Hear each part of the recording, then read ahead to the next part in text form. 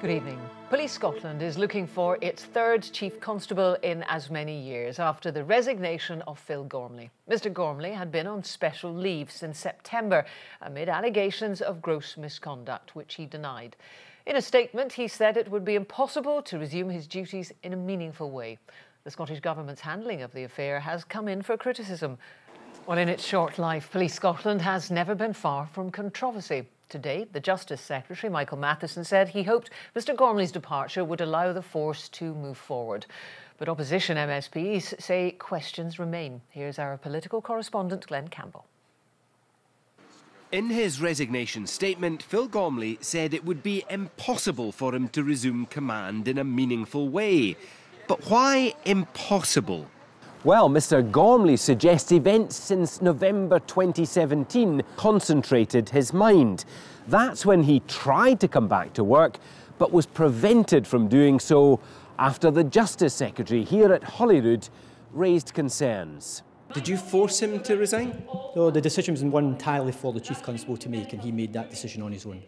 Mr Gormley's lawyers revealed that on Tuesday, the 7th of November, the Scottish Police Authority unanimously agreed he could return to work as Chief Constable. The following day, Mr Gormley was informed of this decision in writing.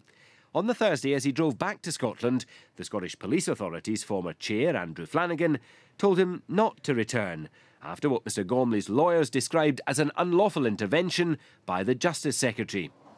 Mr Matheson insists he acted properly, challenging flawed decision-making.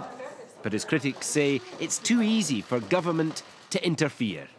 We need that root and branch review of the structure so we can disperse power throughout the country rather than it being hoarded by the Justice Secretary. When officers took several days to respond to a crash on the M9, John Yule and his partner Lamara Bell died. There were political rows over stop and search and the routine arming of officers. Well, let's go back to our Home Affairs correspondent, Reval Alderson. Reval, as we've just been hearing, the Scottish Government and the Justice Secretary have been criticised during this affair. Have they escaped unblemished? I don't think they've escaped unblemished at all, Jackie. No, I mean, but what you have to bear in mind is that the creation of Police Scotland is one of the flagship policies of the SNP government. Reval Alderson, thank you.